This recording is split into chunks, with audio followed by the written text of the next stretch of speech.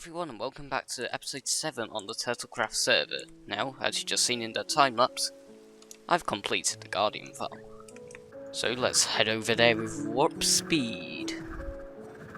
And we find ourselves at the entrance of it, so there's never access. And yeah, so I just used this design where we got a 10x10 cuboid, don't know how high it is, of these bubble columns, so a guardian will spawn there, they'll be pushed up, and then there's fence gates and a water stream at the top. They'll be pushed along here, then pushed down into this central bit, down into here, and then fall all the way down, which, if we come down here, they'll fall into this killing area. And, as you can see, down here, I'm very close to level 100, so let's quickly get that. One issue with this farm is the killing area is too close to the spawning area, so you get very bad rates. So what you kind of do is go all the way up here, and slowly glide down, letting a bunch of guardians spawn. And once you're down here, as you can see, there's a lot of guardians being funneled down into this chute here. And if we go down here, this is where they land.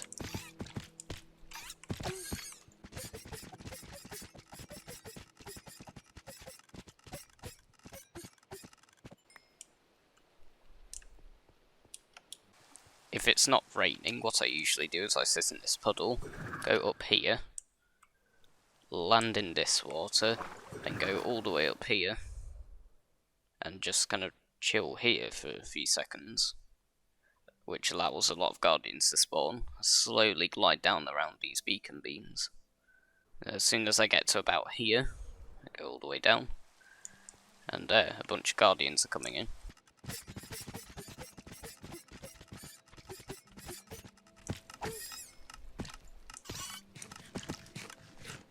Now, the farm has this back area here, with a small door which you can't actually see around, but it kind of just comes out to here. And this farm has a weird quirk, it's in some slime chunks. I don't know exactly which chunk, but it gets me 3 slime balls. So the way it works is, there's slabs with hoppers underneath, then the items come along to here, into these droppers, they come into the droppers, so let's put some stuff in there. This comparator detects items in the dropper. The repeater boosts the signal. This comparator creates a very fast clock, and then we feed that into this block right next to the dropper, causing it to spit out its items really fast into this item elevator, which then goes into the water stream. 4 sorting modules, 1 random item module, which is mostly fish and heads, and then anything that isn't sorted gets burnt, because I don't want to lag the server. And this should be our final few hits before we reach level 100. And now, the sorted items, we've got 4 prismarine shards, 2 here on this side, 2 here on this side, 4 prismarine crystals, and then just a fish on both sides. So, we got a fair amount of resources already. I crafted up a stack of sea lanterns, just because it's handy to have. But for now, I'd say this project is pretty much complete. So, what else have I been up to? Well, I've been doing a bit of stuff off camera. I wouldn't necessarily call it grinding, but we've got a new mod on the server. Now, this mod allows us to create paintings. So, with this, we've got a canvas, which is this, and a palette. And you can add the 16 base colours in Minecraft, and then you have slots to make more custom colours. So say I want a very lime green, I could have lime green, and add some more white, and that's more of a minty colour now. So, you know, I can change this colour here, I can change it to that.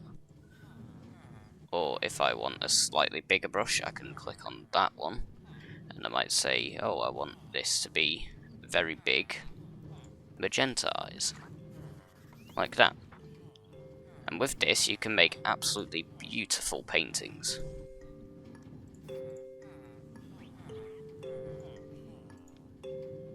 Now, this one may be nightmare fuel, but what I've been working on is some of the paintings like this. So, we got Bowser from Super Mario Bros, Om Nom from Cut the Rope, we got Nyan Cat, don't know where they're from, we got Sonic the Hedgehog from Sonic the Hedgehog, we got the Pringles logo, a bean NFT that Vlad G20 made, and down here we've got this nice cityscape that I made. So I was trying to use gradients. As you can see, the night sky slowly goes from a lighter pink to a somewhat darker purple colour, and then around this lovely moon, as you can see, the moon illuminates the sky a bit more.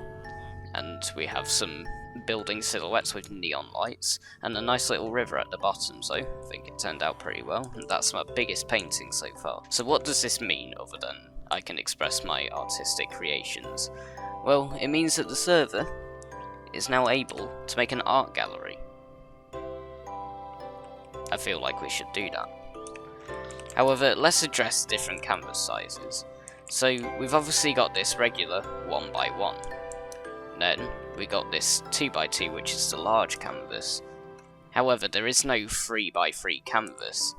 However, there's tall canvases, which are two 1x1 stacked on top of each other. And then there's the long canvases, which is two 1x1 canvases side to side. And then we got a large canvas and a small canvas. So all of those together, we can create a 3x3 canvas, but it makes it much more difficult to draw on it, because we need to make sure that the things line up properly. Now, one other thing, this looks similar to map art. Now, map art is a common form of art in Minecraft, where using maps, you place down blocks to change what the map shows. However, the resolution of a map is 128 by 128 pixels. This is 16 by 16.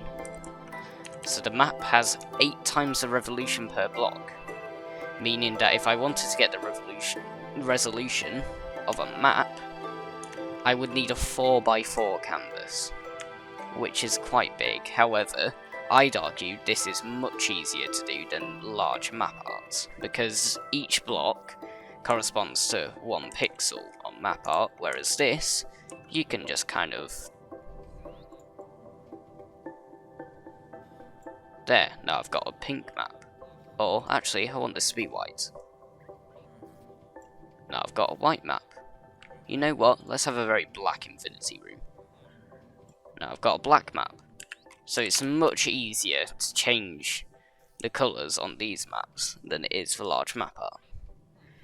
But the resolution is not as deep. But it doesn't mean that we can't create awesome creations like this Sonic, or this Omnom. Now, what I want to do is I want to make an art exhibition. And we got this cool area at spawn. So if we come over here, this hole has now been decorated. In one of our TAT sessions, which is Turtles Assisting Turtles, we help out each other and or the community. And in one of the sessions, we beautified this hole, allowing people to build shops and stuff for the community. We've already got one shop, right here, Peaks Emporium, which has a very limited amount of stock, and some of the stock doesn't have a price, so I'm assuming that means it's free. Just kidding, that would be stealing. But yeah, there's a nether portal there, spawn portal, and also there's a community shard farm. But one thing that I don't understand is why we need that, because yeah, we seem to have something where if you got Silk Touch, you can pick up budding amethyst, which you're not meant to do. It's just a bit broken, you know. It kind of removes the purpose of finding a geode and building a farm around a geode. But you know, it's fine. It's definitely what Squid intended. But other than that, yeah, it's a great idea to have a community shard farm. Makes it so much easier to get amethyst. And the next question is, where do we build the art gallery? Now I really like this cove area, so I believe we should build our art gallery right here. So the basic design premise is, there isn't very much a design, but you know, it's going to be to do with artistic expression. So I guess somewhat of a modern feel, but I'll kind of just wing the design and see how it goes. Hopefully it looks nice. It'll be very much a straight tunnel.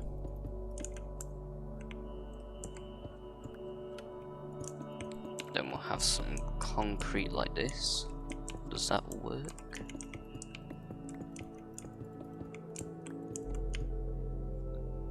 Yeah, that looks pretty cool. Then what if we did something like that?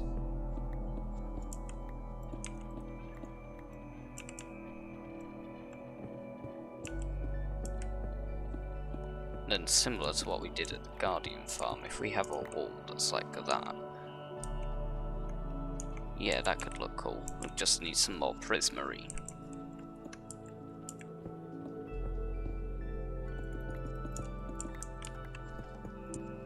What this allows us to do is have this weird effect here. And then we can come around this way.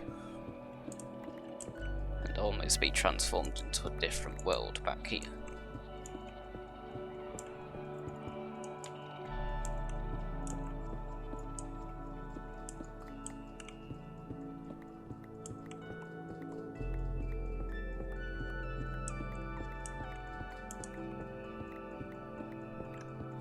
Have the floor like this, and then transition into white concrete here.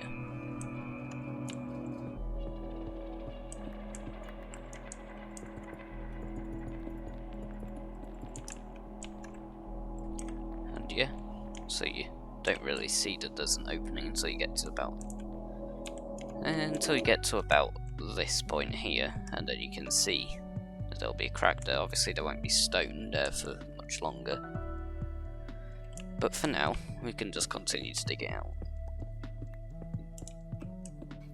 Right, so we have a modest sized hole here, and we can put in the art gallery now, which I think turned out pretty well. I mean, like, it's very dark in here, and I like how the central line illuminates it. And then basically what we can do is we can grab some sea lanterns and say we'll start over here. Say we wanted a 2x2 picture. We'll go like this, break those, place 4 sea lanterns like that, and if I just quickly get a picture like Nyan Cat right here, and then we can put down there, and it's nicely illuminated. And underneath we can have a sign that says Nyan Cat